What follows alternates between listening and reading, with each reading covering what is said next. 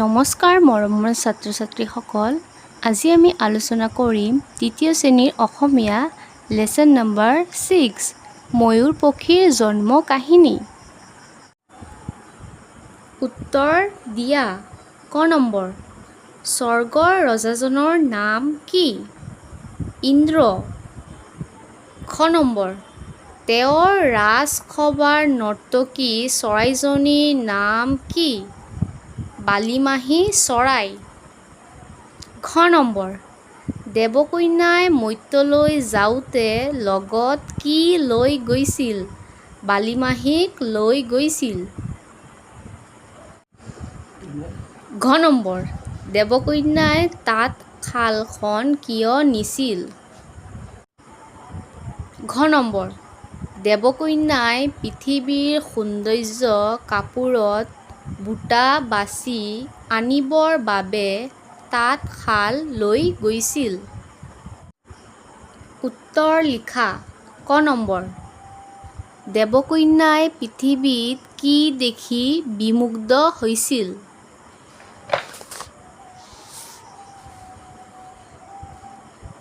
ক নম্বৰ, দেৱকন্যাই পৃথিৱীত সৰিয়হ এডৰাই বিমুগ্ধ কৰিছিল।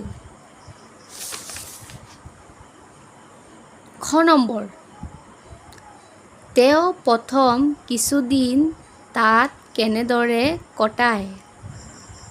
খ নম্বৰ, তেওঁ প্ৰথম কিছুদিন তাত বালিমাহীৰ লগত সৰিয়হ ডাঁৰৰ মাজে মাজে আৰু নৈৰ পাৰে পাৰে নাচি নাচি জঁপিয়াই আনন্দ মনে কটাইছিল। ঘ নম্বৰ, দেৱকন্যাই পুনৰ স্বৰ্গলৈ ঘূৰি যাবলৈ কিয় মন মেলিছিল? ঘ নম্বৰ, দেৱকন্যাৰ লাহে লাহে পৃথিৱীৰ ৰূপ সৌন্দৰ্য আমোৱাবলৈ ধৰিলে। সেয়েহে এদিন বালিমাহীক লগ পাই তেওঁ স্বৰ্গলৈ ঘূৰি যাবলৈ মন মেলিছিল। ঘ নম্বৰ, তেওঁ স্বৰ্গলৈ যাব খোজোতে কি হৈছিল?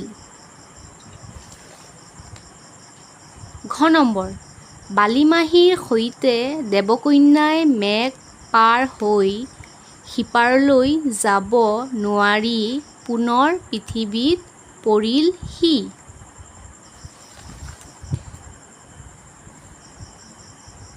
পদুম ফুলৰ চকাত থকা শব্দবোৰ পৰা ভোমোৰাৰ পাখিৰ পৰা অৰ্থ আনি শব্দৰ লগত মিলাই পদুম ফুলৰ পাহিত লিখা।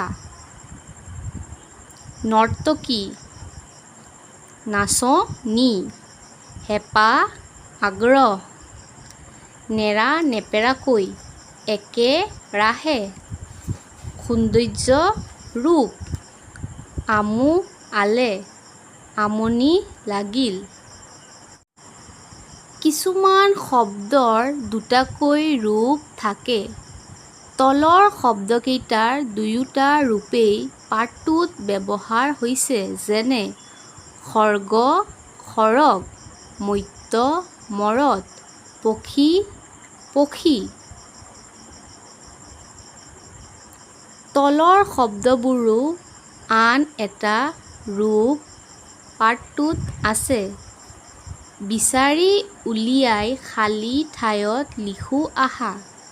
বাৰ্তা, বাৰতা, যতন যত্ন, জনম জন্ম, বৎসৰ বছৰ, পিতৃ পিতা, নাচনী নৰ্তকী।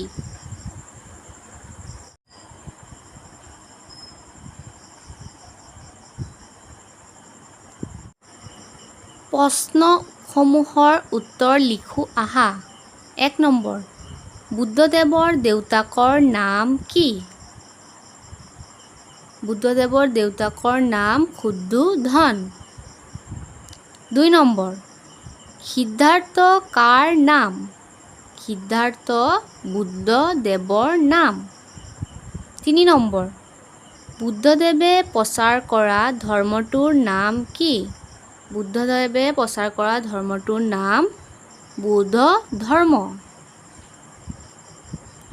মহাৰাজ অশোক কিয় ক্ষুব্ধ হৈছিল?